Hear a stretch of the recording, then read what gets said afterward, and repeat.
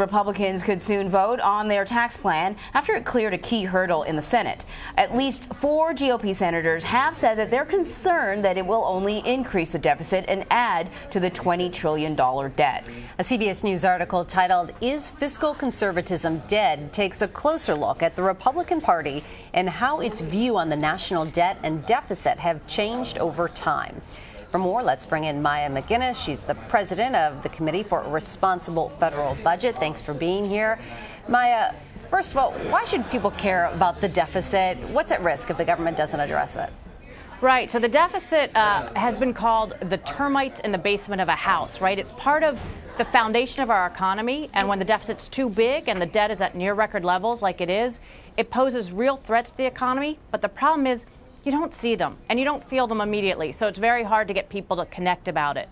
What we have right now is a situation where our debt is the highest it's been since we came out of World War II, and it's projected to grow by another $10 trillion over the next decade. What that means is the debt is so high right now, it's actually slowing our economic growth. At a very time where we're trying to take all the measures we can to grow our economy faster, which increases wages and standard of living, the debt is like a huge drag around our neck on getting that done. And I think the real challenge in all of this is that fixing the debt takes some very difficult policies in terms of controlling our government spending, fixing our entitlement programs, and raising revenues. And our two political parties, which are very polarized right now, are not in the business of making hard choices these days. And in fact, they're taking a lot of measures that would make this situation worse, not better. And that in turn is going to harm the economy even more.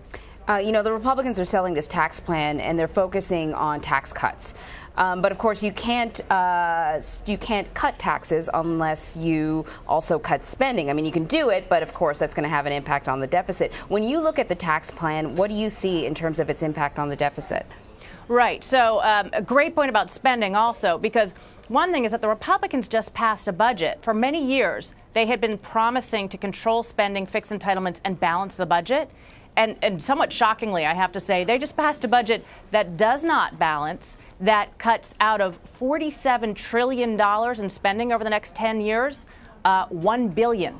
$1 billion out of $47 trillion. That's completely at odds with what we've been talking about. And to your point, if you want to cut taxes, especially when you have big deficits, you need to be willing to cut spending also. I would say we need to cut spending to deal with the deficit. But instead, this tax reform plan does cut taxes. It's based on the promise of growth that is much higher than any credible economist is saying is likely to happen. The result will be that we will probably add $1 trillion or more to the national debt, and that will lead to what we were just talking about. It will slow the economy further instead of helping to grow it, which is the promise of this bill. And it also means we're just kicking the can down the road. There is a day of reckoning where we're going to have to make these difficult policy choices. And basically, for political expediency, our lawmakers keep saying, not today, we're not going to do it today, we're in fact going to borrow some more and let somebody else fix this problem. But that problem becomes more difficult to fix, more damaging to us, worse for our standard of living and our children. And it's really this dangerous short-term thinking that you wouldn't want your household to do, and you certainly don't want your country to do. Well, and I think that's the big thing. When is that day of reckoning actually going to occur? So what is the solution? What does the government need to do to address the debt and spending? I think in many ways the debt has become representative of just how broken our government process is, both our budgeting process, but also our ability to work together. Because I think hard things in government have to be done on a bipartisan basis. Both parties need some cover. They need to work together. That's clearly not happening. But what we do need to do is start with agreeing that when you're in a hole, the first rule of holes is you stop digging. So we have to agree we're not going to make the situation worse. You do that by something simple called pay-go, pay as you go. If you're going to have a tax cut or a spending increase, you find a way to pay for it. We should be doing that with this tax bill. Second is we do have to tackle our very large entitlement challenges. Social Security and Medicare don't have the funds to pay for all the promises that have been made. That's not fair to the people who are counting on those programs. They're squeezing out other parts of the budget. And if we get our deficit under control, that means doing some things on spending and actually taking in more revenues, not less. I know we all love tax cuts, but we just can't afford them right now. If we get those things under control, it will bring our interest payments right down. And right now, interest is the fastest growing part of our budget. So it takes a lot of measures. They're more manageable if we do them today than if we wait longer. We'll avoid any kind of real economic or fiscal crisis if we do them today or wait longer. But I think we need to tackle just how broken our government is at the same time so that we're able to work together and really kind of rise to the challenge of getting our debt under control. You know, Maya, the article that Meg brought up is Fiscal Conservatism Dead on our website. Part of the argument in that article is this is just the ebb and flow of politics on Capitol Hill, that when the party that is not in power always screams, you're spending too much money, you're spending too much money. And then the second they become the power holders, they want to start spending money because they want to, you know, appease their constituents. And that's what we're seeing right now. Now we have the Republicans, who are the party of fiscal conservatism. They are in the White House, in the Senate, and in the House of Representatives. And they're not talking about fiscal conservatism.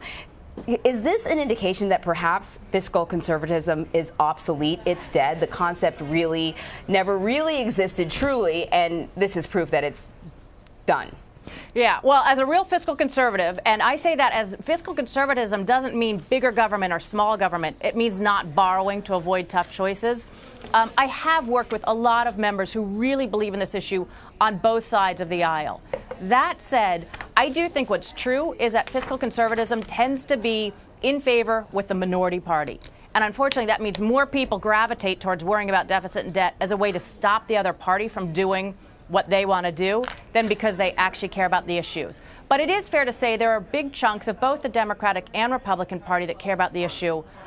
I have found that the political leaders, the leadership of the party, is less willing to tackle these issues because they're difficult politically. And the Republicans and Democrats are kind of looking out for themselves from a political perspective, worried about losing seats, instead of saying, let's use these opportunities to actually educate the country. I think voters are very open to that we have to fix this challenge if their political leaders would talk to them about it.